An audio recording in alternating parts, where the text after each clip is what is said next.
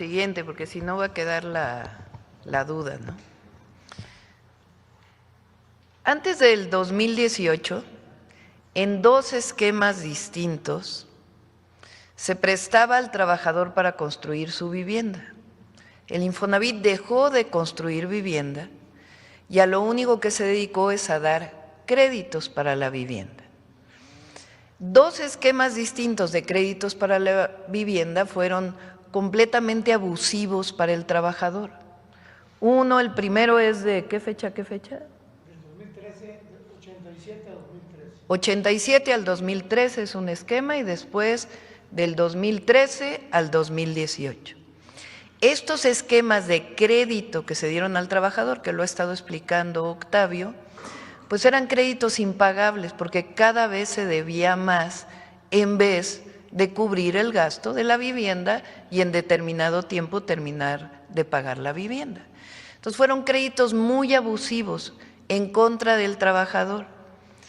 ¿Qué pasó entonces? Pues muchísimos trabajadores no pudieron pagar su vivienda. Si dejaron de trabajar en un lugar en donde ya no aportaban al Infonavit, pues se quedaban con la deuda del Infonavit. O algunos otros que tenían la deuda del Infonavit, pues impagable y siempre había descuentos. Para las personas que por alguna razón dejaron de pagar en estos créditos abusivos, ¿qué fue lo que se hizo? Contratar despachos para obligarles a pagar. Entonces, en vez de que el Infonavit hablara con los trabajadores y dijera, ¿qué problema tienes? ¿Por qué no puedes pagar? Se contrataron despachos externos, privados. ¿Y estos a qué se dedicaban? A hablar por teléfono a los trabajadores, a amenazarlos, a casi extorsionarlos. ¿Y qué pasó durante esa época? Hasta antes del 2018, no pagaste, te desalojo de tu casa. Y todo lo que ya pagaste, ¿quién sabe? Ese es tu problema. Entonces, eso fue lo que pasó. Y además de esto, se les notificaba que ya te iban a desalojar de tu vivienda en Chihuahua, pero vivías en la Ciudad de México. Pues, ¿cuándo te ibas a enterar? Más allá de que estuviera en los puntos chiquitos del contrato, de que te notificaron en Chihuahua si vives en Yucatán, pues nunca te vas a enterar. Entonces acababan desalojándote de tu vivienda, lo que pagaste nunca se te recuperaba y ya ni siquiera tenías vivienda. Un asunto completamente abusivo. Cuando llega el presidente López Obrador, dice, se acabaron los desalojos. Y además dice, ahora los créditos van a ser 500,000 pesos individuales a cada trabajador. Ya no se va a hacer eso de que crédito para construir este desarrollo que después acababa en fraudes y fraudes y fraudes. ¿Qué estamos haciendo ahora adicional a lo que hizo el presidente López Obrador? El Infonavit tenía 3 direcciones generales, o tiene hasta ahora 3 direcciones generales. La dirección general, que es la que ocupa Octavio Romero, tiene una dirección general en el mismo nivel de los empresarios y tiene otra dirección general en el mismo nivel de la representación de los trabajadores. Lo que estuvo explicando Octavio es que resulta que el del gobierno estaba en minoría y estos dos se ponían de acuerdo para seguir haciendo negocios al amparo del recurso de los trabajadores.